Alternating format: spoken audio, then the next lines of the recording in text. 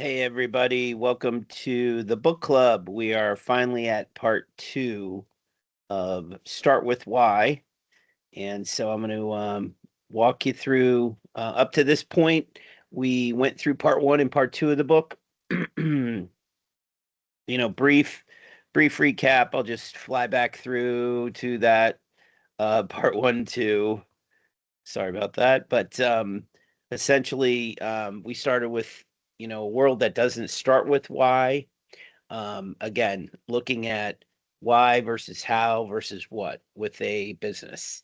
And so we talked about carrots and the sticks and what motivates people. We then went into an alternative perspective and spoke about the golden circle. And I'll remind you of that. And then also we went into like, this is not opinion. This is really biology. This is the way people are made up. So let me move back to that golden circle before we jump into part two.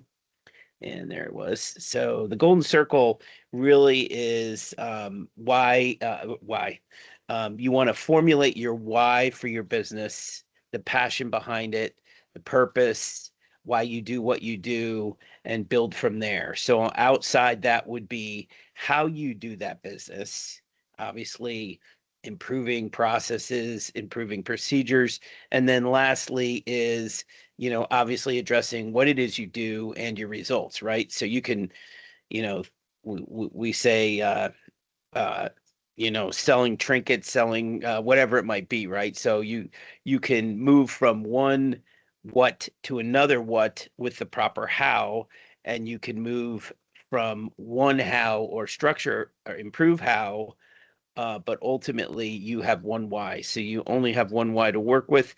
And some of the examples are on the screen here of companies that did a great job, who had strong competitors who could do things better, faster. They had some good hows and some good whats, but ultimately, no one's more passionate about computers than Apple. And that's what you see there. So we'll move on to part two.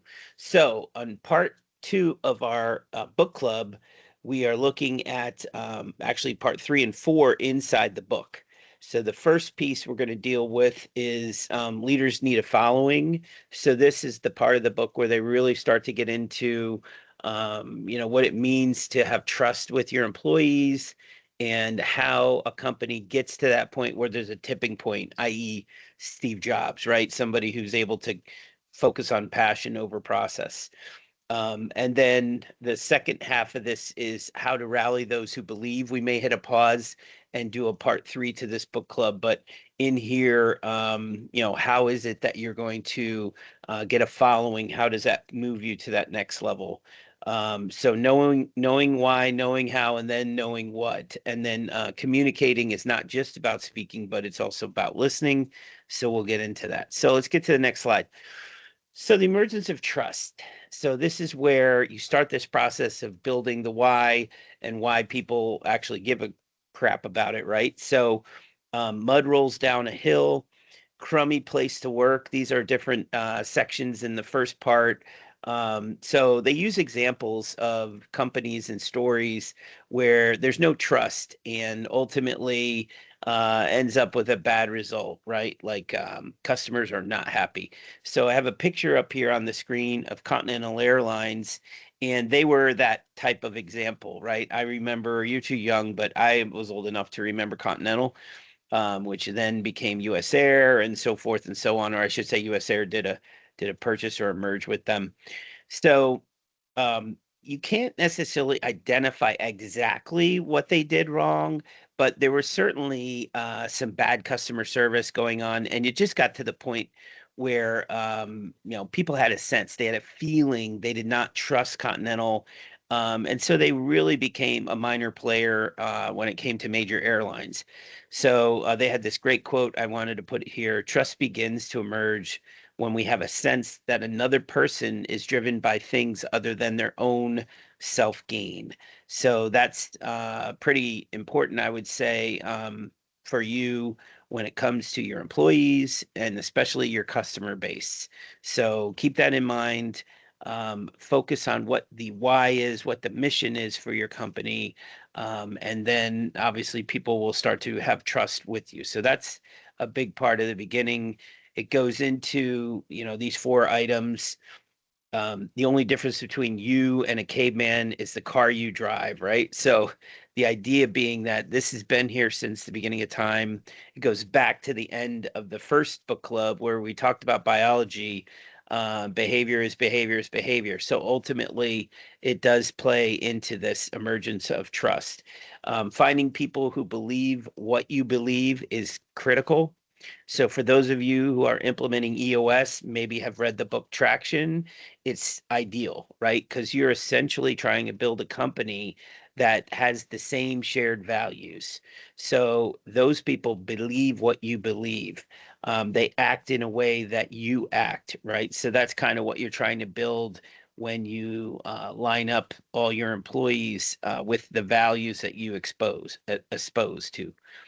The other one is give them a cathedral. So that's a great statement. It's kind of saying like make it be a proper place for them to operate and work. Absolutely a neat thought process to say, you know, um, they're going to not just have a church, but a cathedral, something bigger that they can be part of. And then last is when motivated by why, success just happens. And in that case, um, you're going to have people just working day in and day out, point to point, working on their daily lives inside the business. And success will go that direction because you'll be using that type of systemic approach to driving your why through the employee level. So the last part of this section of the book really focuses on these 4 items, and that is the innovation. Innovation happens at the edges, definition of trust, the influence of others, and real trust comes from the things you can't see. We trust people with common values and beliefs, and we're drawn to it, i.e., America is the land of opportunity, right? We decide, how we're going to choose a city to live in, choosing a job, choosing a company. Values draw us together. Being together creates a culture, right? So there's different things that draw people to them. Why do you live where you live? What made you choose the company that you work at? They all become part of how you present yourself to the world. There is a guy, Shackleton. He is talked about in these chapters, and he ran, I should say, I think it was a store called his store. Shackleton ran an ad. Men wanted for. Oh no, let me get this right. So Shackleton was the captain of a ship, and he was trying to get, I believe, to the South Pole, and they were like, how are we going to do this? Like, ultimately, he was committed to it. He wanted to do it. And so he did run an ad, not a store, obviously. Men wanted for hazardous journey, small wages, bitter cold, long months of complete darkness, constant danger, safe return, doubtful, honor and recognition in case of success. So the idea is, you're not going to sugarcoat what it is you're trying to accomplish. People will you know connect to your message. You'll find them. So the ability to find a good fit with other people who would want to go on this type of trip, right? So the modern version of that, they kind of allude to Herb Kelleher from Southwest Airlines. He certainly was trying to do something different in the 80s and 90s with Southwest, and continues to be a little bit of an outlier there. Um, also, um, you know, the other thing I would say, um, Langley versus Wright brothers is a story that's identified that goes into, how the Wright brothers have a clear sense of why, and ultimately their inspiration would draw people to them, help them accomplish their goal. Langley certainly had the means to do it. They were a separate outfit that had the ability to kind of compete with Wright Brothers at this goal of, you know, flight, and essentially did not have the inspiration behind them to draw the people to do it. So it's something to work on versus something to work toward, right? So in the case of Langley, you work on this gig, this is what it looks like. In the case of Wright Brothers, hey, we're going to fly. Anybody want to come with us and help us do that? So create an environment where great ideas can happen. Steve Jobs did not come up with the iPod, iTunes, or iPhone. So keep that in mind. He created Apple with his partner and just talked about the why enough that he drew the people to him that would create those types of products: iPod, iTunes, iPhone. So Jobs had a higher purpose than the product development, right? But the products exemplify the values of Jobs and what he was trying to do. Okay, another story.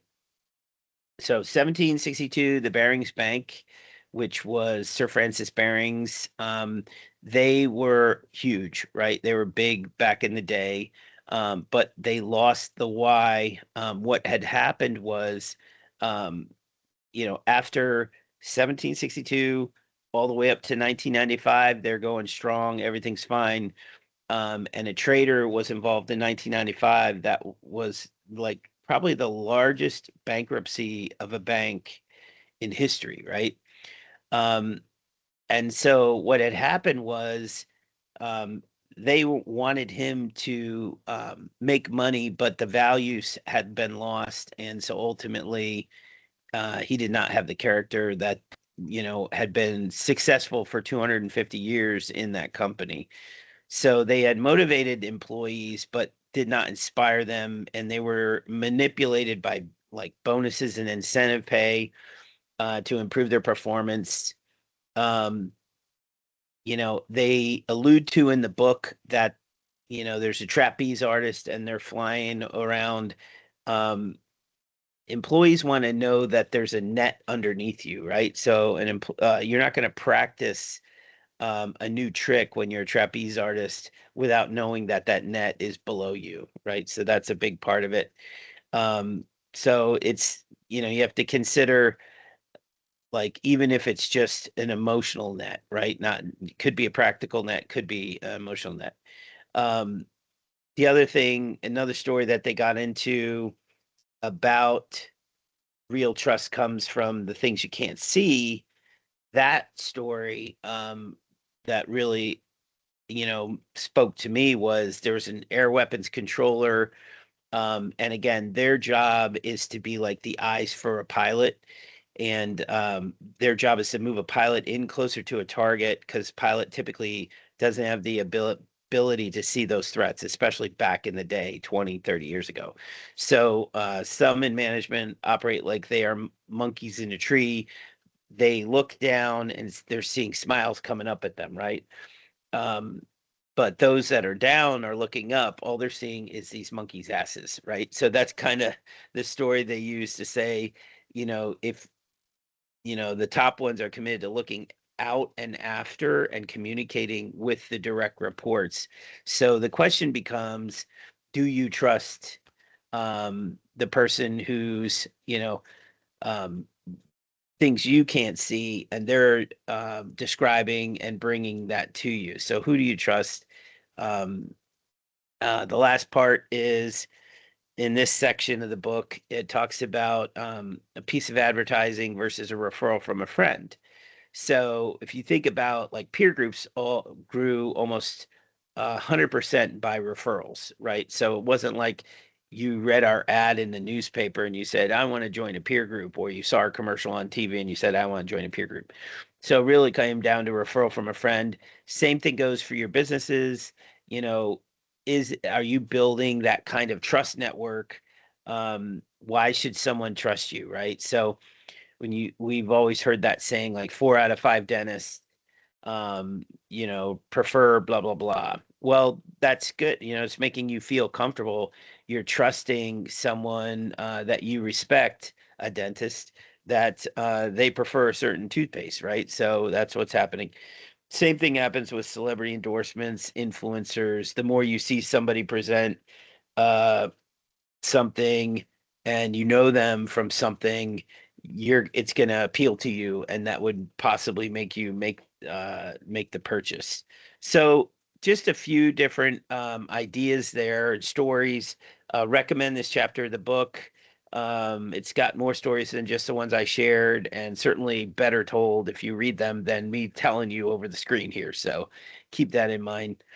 Um, okay, so the next time we get together, we're going to be talking about how a tipping point tips, and that'll bring us to the end of the book. Start with why, and looking forward to bringing that to you hopefully soon.